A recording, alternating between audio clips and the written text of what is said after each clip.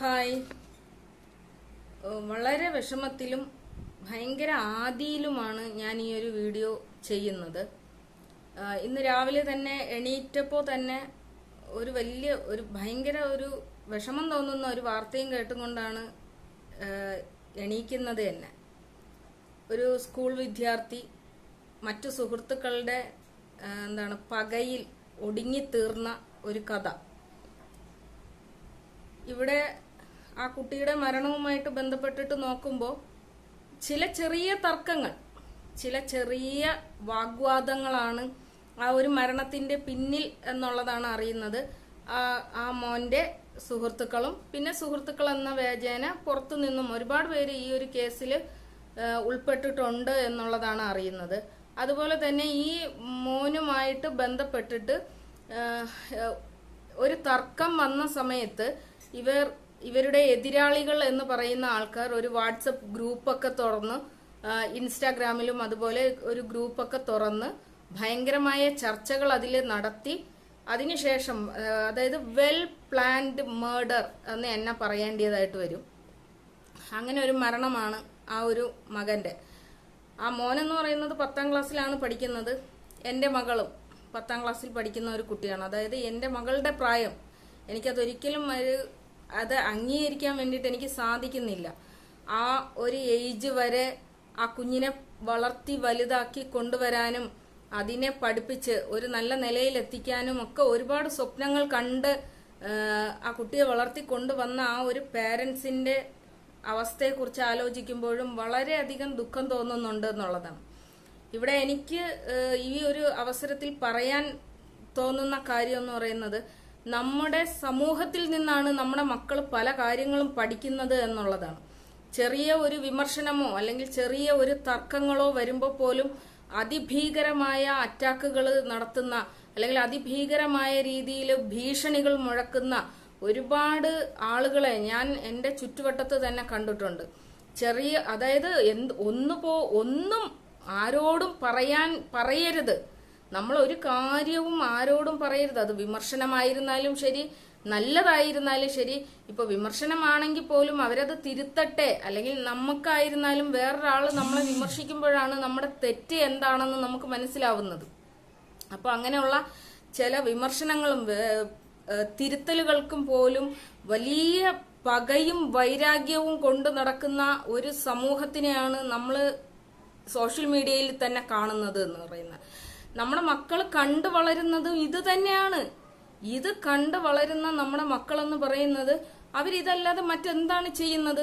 സ്കൂളുകളിൽ പോലും എന്റെ മകൻ പഠിക്കുന്ന സ്കൂളിലും നിരന്തരം ഇതുപോലെ അടികളും വഴക്കുകളും നടക്കുമെന്നാണ് പറയുന്നത്. ഞാൻ ഇന്ന് ഈ ഒരു വാർത്ത കേട്ട് കഴിഞ്ഞപ്പോൾ എന്റെ മോനെ നോക്കി ഞാൻ ഇങ്ങനെ അന്തം വിട്ടുപോയി. ഞാൻ എന്റെ മോനോട് പറഞ്ഞത് ഇതാണ്: മോനെ, സ്കൂളിൽ അടി നടക്കുന്ന സമയത്ത് നീ ഒന്ന് പിടിച്ചു മാറ്റാൻ പോലും പോവരുതേ എന്ന് പറഞ്ഞു പോകുന്ന ഒരവസ്ഥയിലേക്ക് നമ്മൾ മാറിപ്പോകുന്നെന്ന് ആലോചിക്കുമ്പോൾ വലിയ വിഷമമാണ് തോന്നുന്നത്. ഈ ഒരു ലോകം എങ്ങോട്ടാണ് പോകുന്നത്? പകയുടെയും ദേഷ്യത്തിന്റെയും വാശിയുടെയും. എങ്ങനെയാണ് മറ്റൊരാളെ തകർക്കേണ്ടത്, അല്ലെങ്കിൽ എന്റെ വളർച്ചയെ ബാധിക്കുന്ന അല്ലെങ്കിൽ എന്നെ വിമർശിക്കുന്ന ഒരാളിനെ എങ്ങനെയാണ് അയാളുടെ വായ അടയ്ക്കേണ്ടത്, അല്ലെങ്കിൽ അയാളെ എങ്ങനെയാണ് നശിപ്പിക്കേണ്ടത് എന്ന ഗൂഢതന്ത്രങ്ങൾ ഓരോ വാട്സപ്പുകളിലും ഇന്ന് ഓരോ സോഷ്യൽ മീഡിയകൾ തന്നെ അതിൽ ഒരുപാട് ആൾക്കാർ കൂടിച്ചേർന്ന് വാട്സപ്പ് കൂട്ടായ്മകളിൽ ചർച്ച ചെയ്യുന്നു എന്നുള്ളത് വലിയ വിഷമകരമായ ഒരു കാര്യമാണ്. ആ ഒരു കുട്ടിയുടെ മരണത്തിന് ശേഷം പല വോയിസുകളും ചില ചാനലുകൾ പുറത്തുവിട്ടിട്ടുണ്ടായിരുന്നു. ആദ്യം വെപ്രാളവും തോന്നുന്നു. നമ്മൾ മുതിർന്നവര് പോലും എത്രമാത്രമാണ് ഭീഷണികൾ മുഴക്കുന്നത്. ഇപ്പൊ കാണിച്ചു തരാം, അങ്ങനെ കാണിച്ചു തരാം, ഇങ്ങനെ കാണിച്ചു തരാം. നമ്മുടെ തലമുറ എന്ന് പറയുന്നത് ഇതൊക്കെ കണ്ടിട്ടാണ് വളരുന്നത്. ഈ കാര്യങ്ങളൊക്കെ കണ്ട് വളരുന്ന നമ്മുടെ തലമുറ പിന്നെ എങ്ങനെയാണ് ജീവിക്കുക, അല്ലെങ്കിൽ എങ്ങനെയാണ് വളരുക? അതായത് പകയുണ്ടാകുക, ദേഷ്യമുണ്ടാകുക. കാലമുണ്ടായ കാലം മുതലേ മനുഷ്യർക്കൊക്കെയും ഉള്ളത് തന്നെയാണ് ദേഷ്യവും വാശിയും പകയും ഒക്കെ. പക്ഷെ ഇന്ന് ആ ഒരു ദേഷ്യവും വാശിയും പകയും ഒക്കെ എതിരാളിയെ തീർത്ത് കളയണം എന്നുള്ള ഒരു ചിന്തയിലോട്ട് വരുന്നത് വലിയ വിനാശമാണ് മനുഷ്യരാശിക്ക് തന്നെ വരുത്തുന്നത് എന്നുള്ളതാണ്. എന്താണ് ശരിക്കും നമ്മൾ നമ്മളെ മക്കളെ പഠിപ്പിക്കേണ്ടത് എന്ന് പോലും മനസ്സിലാക്കുന്നില്ല. പുറത്തു പോകുന്ന മക്കള് തിരിച്ചു വീട്ടിൽ വരുമ്പോൾ അവന്റെ ചിന്താഗതി എന്താണെന്ന് പോലും നമ്മളെ അതിശയിപ്പിക്കുന്ന തരത്തിലാണ്. അതായത് എന്റെ മകന്റെ മുഖം ഒന്ന് വാടിയാൽ, അല്ലെങ്കിൽ എന്റെ മകൻ ഒരു ദേഷ്യം കാണിച്ചാൽ ഇവൻ നോർമൽ ആണോ, ഇവൻ മറ്റെന്തെങ്കിലും ഒരു സാധനം ഇവൻ യൂസ് ചെയ്യുന്നുണ്ടോ എന്നൊക്കെ തോന്നുന്ന തരത്തിൽ വളരെയധികം വേദനയോടും വെപ്രാളത്തോടും കൂടി ജീവിക്കേണ്ടി വരുന്ന ഇന്നത്തെ മാതാപിതാക്കളുടെ കാര്യം ഒന്ന് ആലോചിക്കുമ്പോൾ ഇത്രയും എനിക്ക് ഇതിനെക്കുറിച്ച് എനിക്ക് പറയാനായിട്ട് പറ്റുന്നില്ല. കാരണം ഇത്രയും പ്രായം വരെ ഈ കുഞ്ഞുങ്ങളെ വളർത്തി വലുതാക്കി സ്വപ്നം കണ്ടു വന്ന മാതാപിതാക്കൾക്ക് മുമ്പിൽ ഈ കുഞ്ഞിനെ കൊന്നു കളഞ്ഞ ആളുകളും അതേപോലൊരു തലമുറ തന്നെയാണ്, അതേ ഒരു ഏജിലുള്ള ആൾക്കാർ തന്നെയാണ്. വിമർശിക്കണമോ കുറ്റം പറയണമോ ഒന്നും മനസ്സിലാകുന്നില്ല. കാരണം ഇവിടെ ഒരു കുഞ്ഞിന്റെ വേർപാടും അതേപോലൊരു മറ്റൊരു കുഞ്ഞും അതിന് കൊലയ്ക്ക് വേണ്ടിയിട്ട് ആഹ്വാനം ചെയ്തത്. എന്താണ് സംഭവിക്കുന്നത് എന്ന് പോലും അറിയാതെ ഒരു പറ്റം മാതാപിതാക്കൾ ഇങ്ങനെ വിഴുങ്ങസിയായിട്ട് നിൽക്കുന്ന ഒരവസ്ഥ. ശരിക്കും നമ്മുടെ സമൂഹം തന്നെയാണ് മാറേണ്ടത്, അല്ലെങ്കിൽ നമ്മുടെ നിയമങ്ങൾ.